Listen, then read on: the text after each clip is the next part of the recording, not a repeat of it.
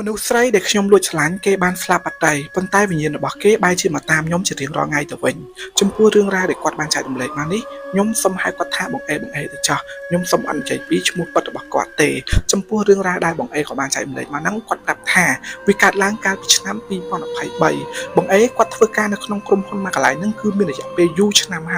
ើយតួនាទីរបស់គាត់នៅក្នុងក្រុមហ៊ុនហ្នឹងគឺធ្វើការខាងផ្នែកគណនេយ្យនៅក្នុង office ដែលគាត់ធ្វើការមានគ្នានៅទាំងអស់គឺ4នាក់ស្រី3នាក់ប្រោះតែគាត់ម្នាក់ឯងទេហើយក្នុងចំណោមមនុស្សស្រី3នាក់ហ្នឹងគឺមានមនុស្សស្រីម្នាក់ដែលទៅចូលធ្វើការក្រោយគេទេបើគិតពីសាច់ធ្វើការគឺចូលធ្វើការប្រហែលជាខ្ទង់មួយឆ្នាំទៅមួយឆ្នាំកន្លះអីទេហើយមនុស្សស្រីម្នាក់ហ្នឹងហើយគឺជាមនុស្សស្រីដែលគាត់លួចស្រឡាញ់នឹងឯងទាំងអស់គ្នាចំណែកស្រី2នាក់ទៀតគឺគាត់ធ្វើការជាមួយនឹងគឺយូរហើយគាត់ដែរមានចិត្តស្រឡាញ់អីទេហើយ2នាក់ហ្នឹងគេក៏មានប្តីក៏មានគ្រួសាររបស់គេដែរហើយក្នុងចំណោមមនុស្សស្រី2នាក់ហ្នឹងគឺមានមនុស្សស្រីម្នាក់ដែលគាត់ទំងន់ចិត្តដល់ពេលសម្រាលហើយសល់ពេលប្រហែលជាខ្ទង់2អាទិត្យទៀតគឺគាត់ដល់ពេលសម្រាលហើយអញ្ចឹងគាត់ថាតំណែងគាត់ជាមួយនឹងម្នាក់មួយស្រីដែលគាត់លួចស្រឡាញ់ហ្នឹងគឺមានតំណែងល្អខ្លាំងមែនតើព្រោះចាប់តាំងពីពេលដែលម្នាក់ស្រីនឹងចូលធ្វើការដំបូងមកគឺគាត់នឹងឯងជាអ្នកបរិញ្ញាការងារអ្នកបញ្យល់ការងារអីចឹងណាហើយដោយសារតែបន្ទប់ធ្វើការគឺនៅជាមួយគ្នានឹងផងពួកគាត់កាន់តែមានតំណែងល្អពីមួយថ្ងៃទៅមួយថ្ងៃចែកដល់ថ្ងៃទៀតតុកធ្វើការរបស់ម្នាក់ស្រីហ្នឹងគឺនៅតុកទល់មុខជាមួយនឹងគាត់នឹងឯងទាំងអស់គ្នានៅក្នុង office របស់គាត់គឺគេរៀបតុនឹងជាជួរអញ្ចឹងជាជួរហ្នឹងគឺមួយជួរគឺមាន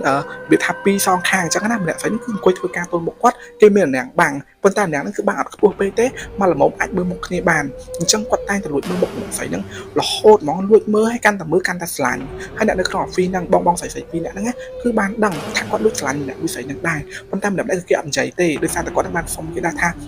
ាមិននិយាយដឹងទេតែប្រាប់ឲ្យដឹងទៅខ្លាចអ្នកស្រីនឹងស្អប់គាត់អត់និយាយរកគាត់អីចឹងនាំតែមានរឿងវែងឆ្ងាយគាត់ចោលឲ្យមុខស្នាក់ចាំទេព្រោះអីធ្វើការក្នុងបន្ទប់ជាមួយគ្នាអញ្ចឹងបងស្រីពីរនាក់គឺគេអត់និយាយទេគាត់របៀបថាលួចតែមើលមុខគាត់ហើយរបៀបថាញ៉ាំឌឺតែប៉ុណ្្នឹងឯងតែហ៊ាននិយាយប្រាប់អីផ្ទាល់ទេអញ្ចឹងទាំងអស់គ្នាគាត់ថាចេះធ្វើការកាន់តែយូរទៅអារម្មណ៍ស្រឡាញ់ក៏កាន់តែមានជឿទៅអញ្ចឹងណាគាត់ក៏មានបំណងចង់ប្រាប់ម្នាក់ស្រីនឹងថាគាត់ស្រឡាញ់អ្នកស្រីនឹងដែរប៉ុន្តែចៃដើមអីគាត់ក៏បានដឹងរឿងថាម្នាក់ស្រីនឹងគឺគេមានសង្សាររួចហើយសង្សារគេនឹងជាមួយនឹងគេហ្នឹងគឺមានគម្រោងរៀបការជាមួយនឹងគ្នាគេចង់ចូលទៅដឹងចង់ចូលអីទៀតគ្រាន់តែគាត់ដឹងថាចេះមនុស្សមួយដែលជាសង្សារម្នាក់ស្រីហ្នឹងណាគឺទៅតែស្រឡាញ់ជាមួយម្នាក់ស្រីហ្នឹងគឺក្រោយគាត់ស្គាល់ម្នាក់ស្រីហ្នឹងទេអញ្ចឹងអារម្មណ៍របស់គាត់បន្ទោសខ្លួនឯងមកគាត់ថាហេតុអីបានគាត់ប្រាប់អ្នកស្រីនឹងឲ្យបានមុនបើគាត់ប្រាប់អ្នកស្រីនឹងឲ្យបានមុនណាគាត់ច្បាស់ជាបានតាក់ទងមកអ្នកស្រីនឹងគឺ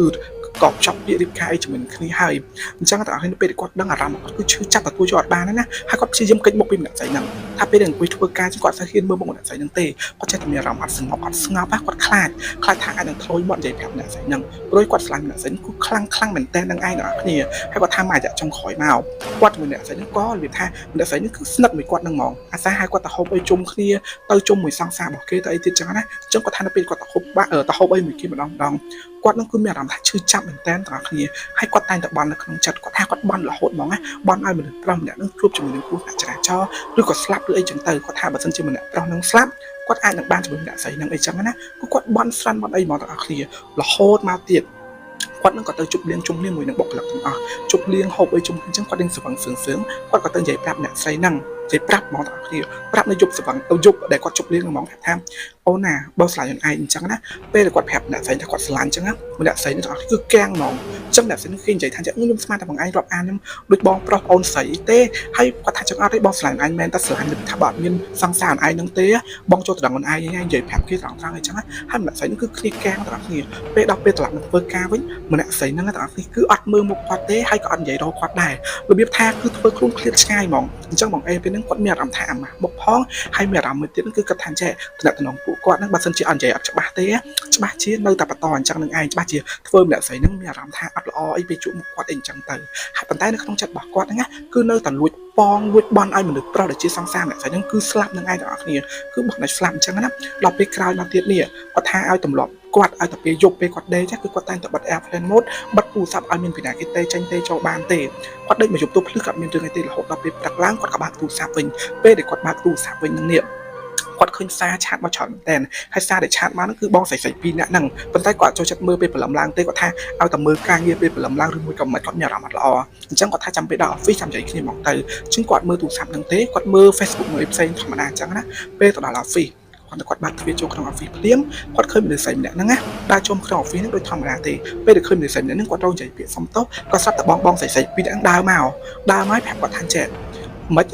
អត់ដឹងរឿងអីទេសួរគាត់អញ្ចឹងគាត់ថាដឹងរឿងអីគេគាត់ថាម្នាក់មួយស្រីហ្នឹងគឺស្លាប់បាត់ដៃហើយមិនមែនស្លាប់តែឯងណាគូតរឹងគាត់ស្លាប់ដែរស្លាប់ពេលដែលធ្វើដំណើរនៅតាមផ្លូវពេលយប់គឺស្លាប់តាំងពីយប់មកម៉េះគាត់គ្រាន់តែដឹងរឿងហ្នឹងភ្លាមគឺតេមកប្រាប់បងអេដឹងភ្លាមអញ្ចឹងណាប៉ុន្តែបងអេគឺបិទ F មុតតេអត់ចូលផ្ញើសារឲ្យអត់ចូលមើលទៀតអញ្ចឹងបងអេនៅពេលដែលគាត់លឺជើងគាត់កាំងហើយគាត់ងាកទៅមើលកន្លែងណាម្នាក់ស្រីហ្នឹងតែគាត់ឃើញដើរចូលមិញគឺបាត់ម្នាក់ស្រីហ្នឹងឆឹងអញ្ចឹងគាត់សួរថាចេះមែនតើអត់គាត់ថាមែនតើនៅប្រុសហ្នឹងគាត់ស្លាប់ម្នាក់ស្រីហ្នឹងគាត់ស្លាប់ដែរស្លាប់ទាំងពីរនាក់ហ្នឹងហ្មងអញ្ចឹងគ្រាន់តែពេលហ្នឹងគាត់ដឹងតែនឹងភ្លាមពួកគាត់ទាំងអស់គ្នាគាត់ទៅបនស័ព្ទម្នាក់ស្រីហ្នឹងគឺទៅទាំងអស់គ្នាហ្មងនៅក្រុមហ៊ុនគឺទៅធ្វើទៅរបៀបថាទៅបនស័ព្ទទាំងអស់គ្នាអញ្ចឹងណាពេលទៅដល់កន្លែងបនស័ព្ទអារម្មណ៍របស់គាត់គឺអត់ស្ងប់ទេទាំងអស់គ្នាអារម្មណ៍របស់គាត់គិតដល់ពាក្យសម្ដីដែលគាត់បាននៅក្នុងចិត្តបានអីអញ្ចឹងគាត់ថាចេះឧទាហរណ៍ពាក្យសម្ដីគាត់ស័ក្តិសិទ្ធិទៅរបៀបថាមាត់ symbol បោះហុកណានិយាយទៅគឺវាកាត់រឿងនឹងពិតមែនអញ្ចឹងណាគាត់នឹងគឺវាថាមានអារម្មណ៍មួយគឺបន្ទោសខ្លួនឯងដែរអញ្ចឹងណាប៉ុន្តែគាត់ក៏ព្យាយាមគិតថាវាចាយដល់ហើយវាមិនមែនរបៀបថាពាក្យសម្ដីរបស់គាត់ធ្វើឲ្យពួកនឹងស្លាប់នេះគឺមិនអាចអញ្ចឹងណាគាត់គិតអញ្ចឹងទៅទាំងអស់គ្នាក្រោយមកទៀតពេលដែលបនស័ព្ទអ្នកនឹងហើយអស់បន7ថ្ងៃអីហើយអស់នេះធម្មតាឥឡូវនេះគឺគេធ្វើពិធីបនស័ព្ទហើយនឹងបន7ថ្ងៃគឺអ្នកខ្លះគេធ្វើជាមួយគ្នាឯងអត់ចាំឲ្យដល់7ថ្ងៃទេប៉ុន្តែនៅពេលដែលបនស័ព្ទអ្នកនឹងបាន2 3ថ្ងៃហើយអ្នកនៅក្នុង office របស់គាត់នៅសល់តែ3នាក់ហ្នឹងណាពេលអង្គុយធ្វើការគឺធំក្លិនទឹកអប់របស់ម្នាក់ស្រីនឹងប្រើម្នាក់ស្រីនឹងគឺគាត់មានទឹកអប់មួយដែលគាត់ប្រើជារៀងរាល់ថ្ងៃទៅណាឲ្យតែគេធំក្លិនហ្នឹងគឺគេដឹងថាម្នាក់ស្រីហ្នឹងឯងសុកពួកគាត់ក៏ធំក្លិនហ្នឹងប៉ុន្តែដំបងពួកគាត់ដែលធ្វើការជាមួយគ្នាហ្នឹងគាត់ថាចេះ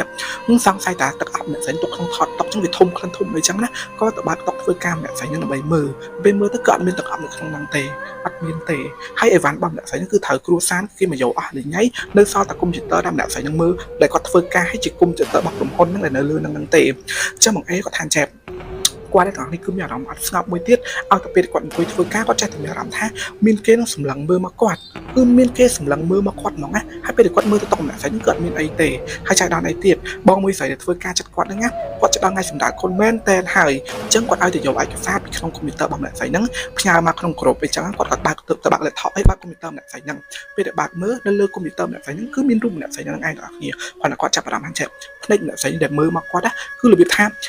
ធម្មតារូបគឺវានៅស្ងៀមមិនមែនជាវីដេអូគឺជារូបភាពដែលគេតាំងនៅលើដាក់ wallpaper នៅលើកុំព្យូទ័រទេប៉ុន្តែគាត់មានអារម្មណ៍ថារូបភាពហ្នឹងគឺមើលចុះមើលឡើងប៉ុន្តែនៅពេលគាត់មើលច្បាស់ទៅគឺវាអត់មានទេទាំងអស់គ្ន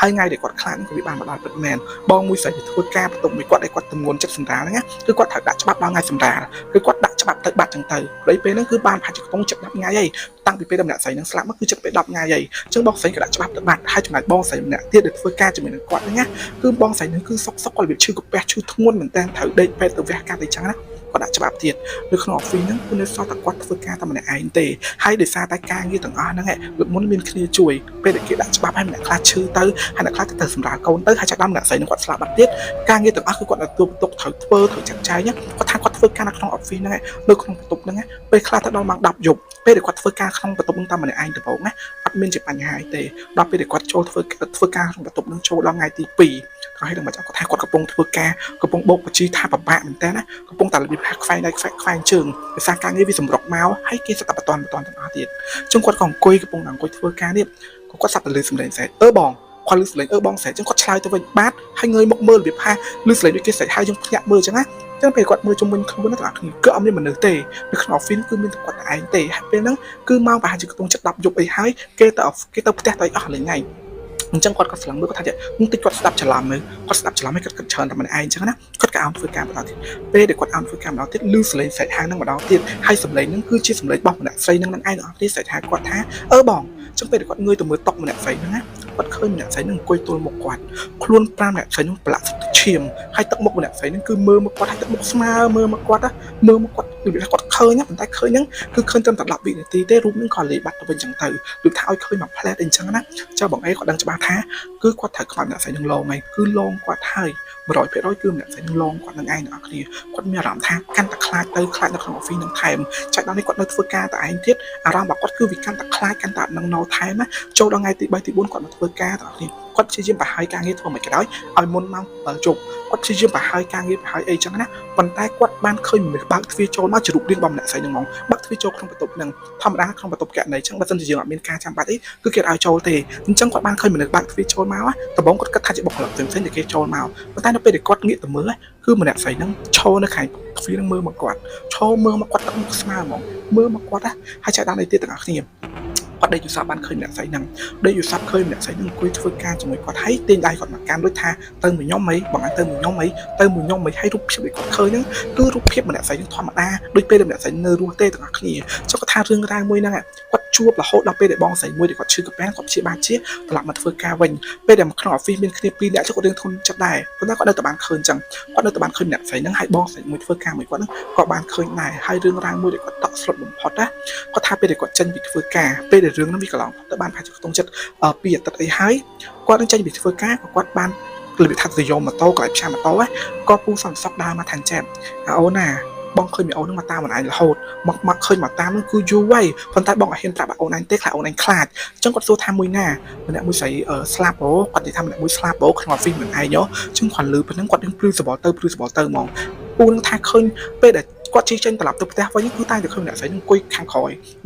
ខាត់ម៉ូតូនឹងហ្មងអង្គុយតាមគាត់នឹងឯងទាំងអស់គ្នាគាត់ថាពេលហ្នឹងពេលដែលគាត់ដឹងពូសន្តិសុខប្រាប់គាត់អញ្ចឹងហើយគាត់បើកម៉ូតូចេញទៅទាំងអស់គ្នាគាត់ថាគាត់បើកម៉ូតូពេលហ្នឹងគាត់តាំងសតិបានធម្មតាទេគាត់ស្រាប់តែគាត់ឃើញម្នាក់ស្រីហ្នឹងណាទាញជិះខុនម៉ូតូគាត់ទាញដួលទៅកណ្ដាលផ្លូវហ្មងហើយពេលហ្នឹងទាំងអស់គ្នាសំញាងដែរដែលឡានមួយហ្នឹងគេចាប់ស្រាំងតាន់តែកាន់លើរបៀបថាម៉ូតូរបស់គាត់ប៉ុន្តែគាត់គឺអត់អីទេទាំងអស់គ្នាប៉ុន្តែម៉ូតូរបស់គាត់ហ្នឹងគឺគេកាន់ប៉ុន្តែកាន់មិនតិចទេវាមិនមានបញ្ហាធ្ងន់ទេអញ្ចឹងអារម្មណ៍គាត់ច្បាស់មកថាចេះសង្ស័យថាម្នាក់ស្រីហ្នឹងគឺព្យាយាមមកយកគាត់ទៅនៅជាមួយដោយសារតែគាត់បាននិយាយថាស្រឡាញ់ហើយណាមួយទៀតគឺគាត់នឹងឯងជាអ្នកដាក់ទំនាយអញ្ចឹងណាហើយអាទំនាយហ្នឹងគឺត្រូវទាំងគាត់ទៅទាំងម្នាក់មួយសង្សាររបស់ម្នាក់ស្រីហ្នឹងទៀតចឹងទៅគាត់ថាម្នាក់ស្រីហ្នឹងអត់សុខចិត្តអត់អីចឹងទៅណាទាំងអស់គ្នាចំពោះរឿងដែលគាត់បានចែករំលែកហ្នឹងគឺមានតែប៉ុណ្្នឹងហើយនេះគឺជាមូលហេតុដែលខ្ញុំអត់និយាយពីឈ្មោះប៉ិតរបស់គាត់ហ្នឹងហើយបើសិនទាំងអស់គ្នាមានរឿងចែករំលែកកុំភ្លេចឆាតមកក្នុង account IG របស់ខ្ញុំ